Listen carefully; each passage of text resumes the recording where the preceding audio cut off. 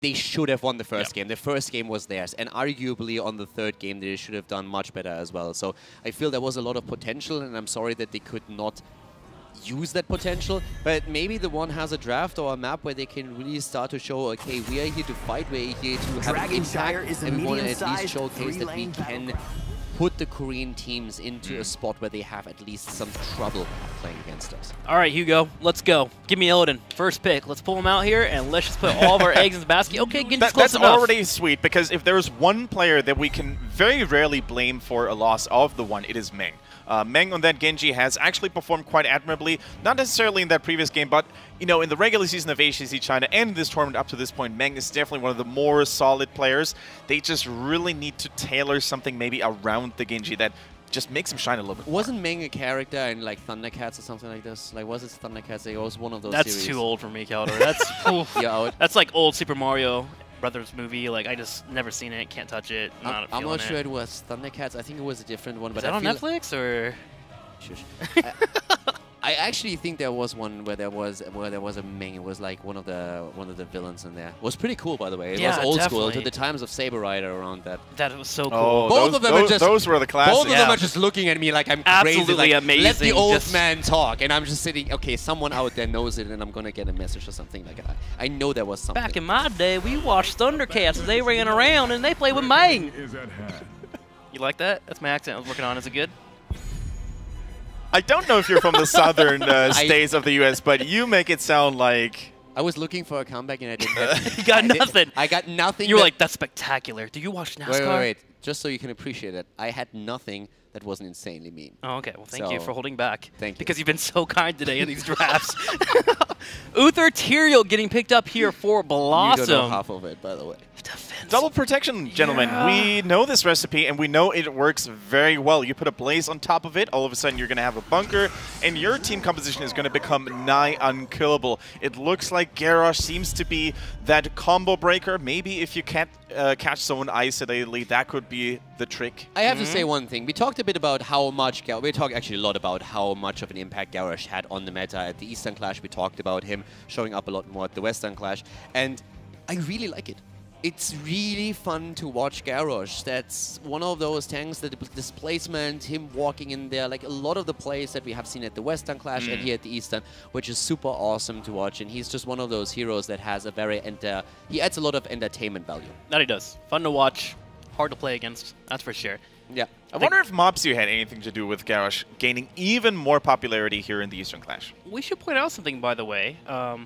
Mopsio, of course, playing very well for Zelts with that Garrosh, but we got Genji, Garrosh, Malthael. Malfurion hasn't been picked up. Typically, when you want a Garrosh, you want someone that you can CC with behind, right? And that Malfurion is typically what you pick up. Do we think this may have been a bit of a draft error here for TheOne, not picking up the Malfurion with the Garrosh?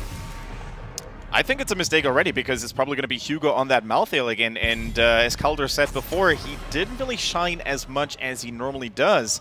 So unless Lucky maybe wants to join in or jump in and play the Malthael here, I'm already a little skeptical here. But Stukov could still be an option too.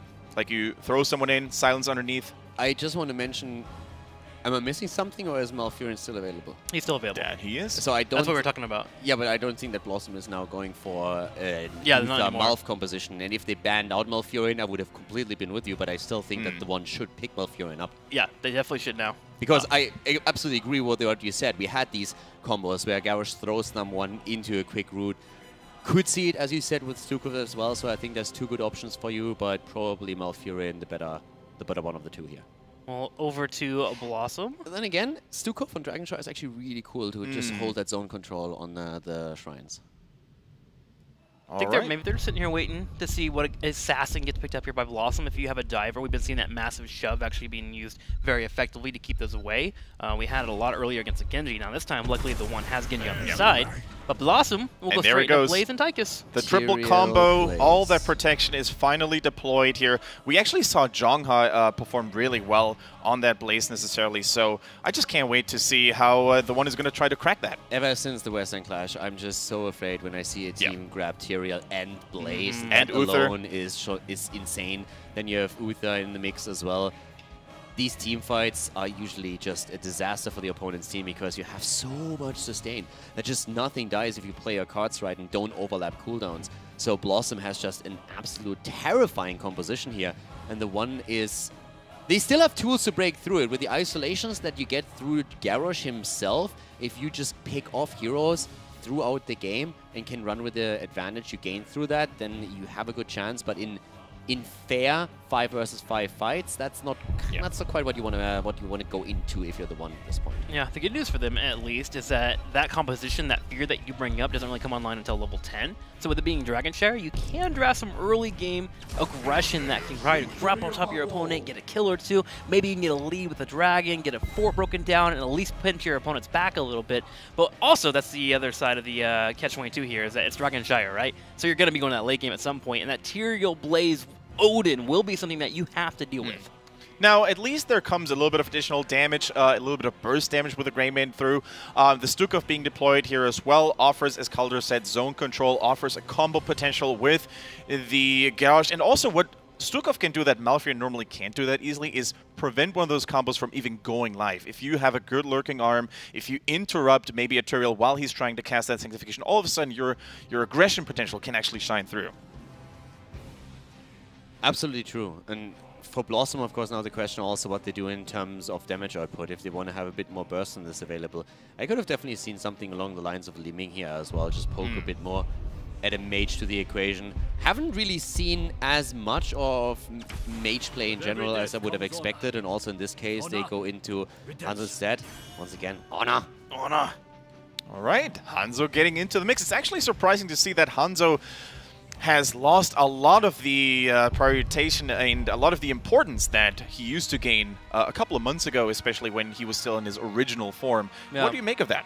Well, I feel like that was echoed more at the Western Clash. Actually, in the Eastern Clash, we're getting him more than we used to. Most of it was his auto-attack build got nerfed pretty heavily, so therefore he's been adjusted slightly. But on the Eastern side, they really do prioritize that Scatter Arrow build and being able to take Giants quickly, Night Camps. So if you have someone that can provide that damage, like an Odin or Greymane or even a Genji, Hanzo's completely fine to be like a pseudo-specialist, right? Being able to force engages with the Dragon's Arrow, as you force his ultimate. Disengage. Or disengage, exactly. You can pop that too. And then, of course, being able to steal Giants and Night Camps, and with these pushes that we're seeing, it can be really effective. And we've seen a lot of focus onto all the camps that you just mentioned, way more so than we saw in the Western Clash. So oftentimes even the bottom camp immediately taken, the Night Camps then comboed off with the Siege Giants, trying to put the extra pressure on. And I guess that's something that is also going to be reflected in this game. We currently have BlossoM up 1 game in the series. We find ourselves in the lower bracket in a best of 5. And now, of course, the question, can TheOne come back into this series, put the pressure onto Team BlossoM, and tie the series off? But it's going to be difficult because, again, we have that spectacular setup with Tyrael, Blaze, and Uther on the side of the Koreans. I'm going to be watching, hey, man, I'm going to watch that Garrosh. If Garrosh can get some momentum and get some throws here for his team, start tossing some people from BlossoM over, that's where I can believe in the possibility of TheOne and the Chinese scene of having a chance of beating BlossoM. If not, I feel like they are going to fall flat. BlossoM, at the very beginning here, opens up the battleground, starts joining in on the minion waves, and starts pushing in. And TheOne had already a really cool idea. They immediately at the start of the game, they didn't 5-man the middle. Instead, they already split out onto the lanes. They had Blaze at the top, and they sent Genji into the space between the mid and the top lane just to wait for any rotation from the mid lane, from Team BlossoM, to slow that down and put the free damage onto the target. But that didn't happen because Blaze took the safe way around. Uther, on the other hand, he didn't, and he walked straight into the trap that we saw down here. So the early game kill goes to Team TheOne. You gotta be careful. Can't walk in that Bermuda Triangle. People get lost there. Uther now gone. Beard gone as well. He'll have to come back soon, and that's what you need here for TheOne. You need those picks. The control of that bush area is going to be pivotal for them. The problem is that BlossoM has a tool to deal with that. They have Hanzo who can reveal, of course, with his arrow, being able to pop in there before they go in for the rotation. So if they do that a little bit more, TheOne shouldn't be able to get any more freebies. And I think this is something that we're going to see from here on out. BlossoM just reacting to it and saying, okay, we get it. You guys are going to try and trap us here. We can't walk into any of these areas without double-checking through abilities or through vision. Do at the bot lane, on the other hand, needs to be careful because Lucky, with the damage output that he has through Greymane, can really burst down Hanzo quite quickly. So, yeah, in this case, survives, plays it safe. But TheOne puts on the pressure for the objective. Hanzo, gotta be a bit careful there. If he has that natural agility and Uther near him, should be alright. Genji setting up another gank on that south side, looking to fight this Hanzo, but with Nasong showing up, should be a little bit more difficult for him to do so. Modern scouts out that Genji jumps to the left and is able to dash forward, but Meng has to run away for the moment. With 4 connecting for our teams, one has done a good job controlling the shrines, but BlossoM starting to etch their own control in these shrines. And they now also have the Siege Giant camp at the bot lane, so they're really taking over the lane quite heavily with 3 heroes currently attacking, whereas TheOne is spreading a lot of their power now out onto the remaining lanes, and that really allows BlossoM to put the pressure onto the bot lane and get some structural damage in. Can they get a kill on Wiz? Wiz popping the Pyromania, gets that resistance and walks away, easily sustains right on through. If you ever go for a Blaze gank, you gotta be effective. Yeah, full Wiz got up at the top, can't take him down.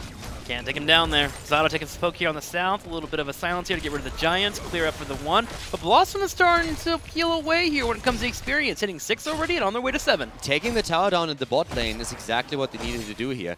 Now, we have TheOne working through camps. And Hugo has done the exact same thing when we looked at Sky Temple, where he also played Malthael. He was always busying himself around the night camp whenever it was up. But we have BlossoM reacting in kind and still trying to emphasize the bot lane with their efforts here. Just now going for a potential kill here with good silence. Trying to go for Lucky, and he's about to fall. Grey Mane is down. No survival for him. And yeah, is immediately dropping the wall here as well and refocusing his efforts onto the bot lane night camp. I have to give some kudos there to BlossoM. They have noticed that Lucky is quick to pull the trigger on that wolf there, wanting to jump into the fight as quickly as possible. And so they call for the Tyrael and they allow for Tychus to sit there, take the damage, even with the silence, bring out the auto attacks, get Grey Mane low, and they get a kill because of it. Lucky will definitely have to pay a little bit more attention there because he has been so quick on the trigger that BlossoM is starting to punish it. Yeah, but BlossoM now also has a bit of trouble at the top lane. With all the efforts that they're putting, all the resources were really pulled into the bot lane, and now they're getting a lot out of it. The problem for them really is the top lane, where we now see a united effort from Genji and Malthael to push Wiz back. And with the help of that camp, that's an easy feat for them. So BlossoM is currently not really trying to defend, they're just trying to trade. And Lucky, again, a little bit too far in, and he pays with his life for it. Tychus shuts him down, takes him apart, and we have now an open fort where BlossoM can go for the free trade. I think they're going to get this fort no problem whatsoever. The shield's coming in from Tyrael, the minion wave joining as well, and yep, they just focus it down right away and jump up in experience. And guess what? In the top lane, Blaze, with that amazing wave clear from the far distance, was able to clear out that wave and save the fort. Yeah, pretty impressive there. So we have now a 1-level lead and a massive positional just advantage on the bot lane for BlossoM, thanks to them taking the fort away as a retreat point, and that grips them the first Dragon Knight. So this is 10. Yeah, this is definitely 10. They get the tower for free. They have the wall here already. They can rotate either with the Dragon Knight to the top or make the play for the fort itself. And with the minions now moving through, they have both options open. So level 10 abilities would allow them to dive behind the fort if TheOne stays and tries to defend it. Even taking the well out first to make it a bit harder for TheOne to defend. That fort being focused down, TheOne goes for a counterplay as they try to rotate to the top. But the thing is, BlossoM is already here and their eyes are focused on Hugo. With Hehe showing up and showing off that Garrosh, they're going to play a little bit on the safer side, but that 10 here, so they're going to go ahead and move in and start to poke that turret. Yeah, it's a really good call. The main reason why Modern was not trying to walk in and cut Hugo's path of on Malthael was that Hehe on Garrosh showed up, and he could have gone for that flip. And once that happens, you find yourself on the wrong side of a wall, and you're going to die for sure, so they didn't really want to risk it. The level 10s, on the other hand, are now in play, and this is really one of the moments where they could dive aggressively, as TheOne don't have heroics yet. But they're closing in on it, they get the experience, and BlossoM doesn't want to play too aggressively here. They're saying, guys, we have this safe, let's just play the slow game. So far, everything's going well, our calls are showing some work, and let's just play to our advantages. Having 2 forts over your opponent at 6 minutes in the game is definitely a worthy spot to be in here for BlossoM. TheOne moves over and starts to grab their Giants. They're starting to group up a little bit heavily as a team. It seems like they're looking for a fight. They're getting a bit of desperate here in terms of, okay, we got to start to shut down BlossoM here. Because again, 10s come online. There's Bunker, Sanctification, Dragon's Arrow, Divine Shield, and potentially Odin here from BlossoM. Yeah, teasing with an Odin here, trying to see if we might go for the drill instead. Haven't seen that in quite a while. And also, last rites against Tormented Souls. That's the big question for TheOne at this point. Haven't shown anything here yet. Now, we talked about Genji, and Dragon Blade is what normally is chosen, but we have seen a couple of X-Strikes at the Western Clash.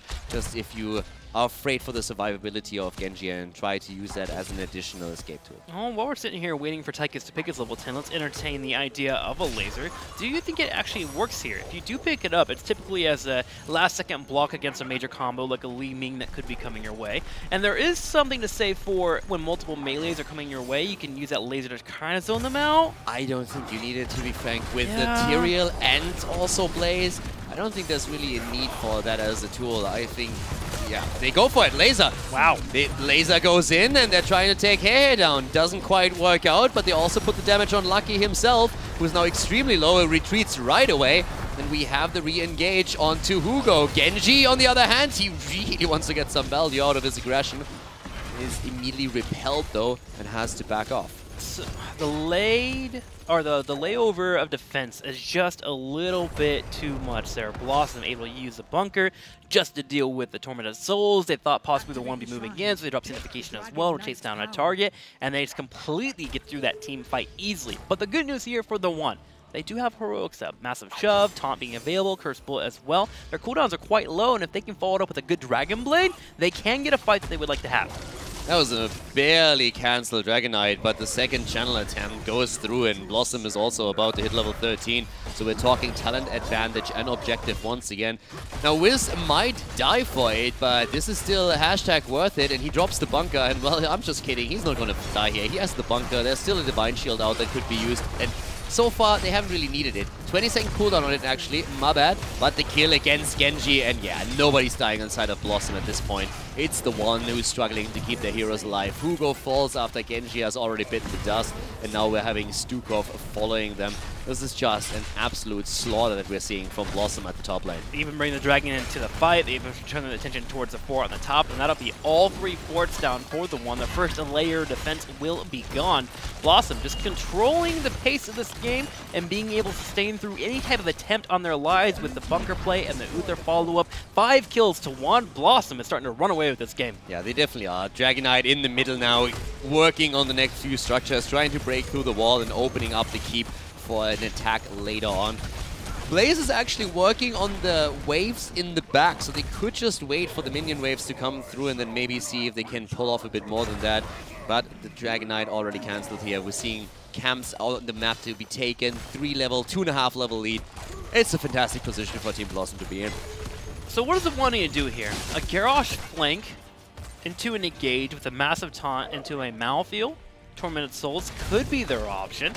It's just so hard to get that flank off when you have 2 tanks on the opposing side that have defensive capabilities. The problem is I don't really think you can rely on the flank. I really feel that for them in the early game they needed to make more happen than they actually did. Trying to play through kills with Garrosh, maybe shortly after 10 isolate someone with Garrosh, get the taunt in, and then play around that. Because again, the 5 versus 5 setups that we're going to see here are insanely difficult for them to break through. They just don't have that burst potential to take someone down immediately. The only target that I can see them maybe get access to is Hanzo, and he's very well aware of that problem, so he's not going to put himself into a spot where that's possible for TheOne. And while we do have some criticism for BlossoM and their ability to be aggressive with their objectives, I will say they are very defensive and willing to walk away from fights that they think their opponent might get an advantage on, and that is that is paying off for them very well here. As BlossoM is about to have a fight, TheOne moving forward, trying to get an engage while they were on even talents, and BlossoM was just skedaddling away right away the moment they saw any attempt of a gank to come their way. So BlossoM now gets 16 and can turn around and get an engage. Yeah, and as BlossoM skedaddled away, you could see that TheOne said, okay guys, we need to do something before 16 is here. It's level 13 versus 13 talents. Let's try and grab the camp at the bot lane. If they fight us for it, awesome, we get our team fight, and if not, we have at least, first of all, taken the camp away from the map, but we also put a bit of pressure onto those bot lane structures. TheOne toying around with the idea of trying to take a fight against BlossoM in a 5v4 scenario, but nothing presents itself as Hehe goes in for an engage. Dudu is able to dance around it perfectly fine. Blaze to the top, Wiz grabbing the first shrine as it's time for another dragon, and BlossoM looks primed to grab an easy one. Yeah, that's a freebie right there. They're even discussing on who should get it. Modern turns around and grabs a dragon, and it's time for BlossoM to push. Yeah. How did they decide? Rock, paper, scissors? You think so? A game of tic-tac-toe? Yeah, at this point they put just a damage dealer in. And yeah, that's already the first punt. This is going to be a 12-minute keep. It should be at least. If in any case scenario, if the one somehow is able to burn it down quickly enough, but I don't see it happening, then maybe they have a chance here. But as you can see, the Dragon Knight is creating the space. And how do you approach this comp? That's still the big question. How do you go in and get any kind of value with Tyrael and Blaze just dancing around the damage dealers and playing this super safe, saying, guys, whenever you want, just come. We drop the bunker, we drop Sanctification, and you can fight there all day long. We don't really care because we have so many tools to keep ourselves alive, and then we can start isolating you, especially around Holy Ground with Tyrael, using the displacement here, using the stuns, and then, of course, focus on the target with Tychus and with Hanzo. Well, the One is doing the best defense they can possibly do. They put Hay in a position where he threatens the idea of grabbing a target on the back line so his team can focus on the Dragon, and they do get rid of it here. A Silence to follow up right afterwards as well, landing straight onto Hanzo, and a Cursed Bullet, but no immediate follow-up. The One still being behind a talent here was unable to get the engage they want. BlossoM walks away once again, takes away the Giants, and grab a keep and a half on that Dragon. The One is just in full defense mode here. They need 16, and they're going to get it soon, and then I think with 16, they just have to go for it and force that fight.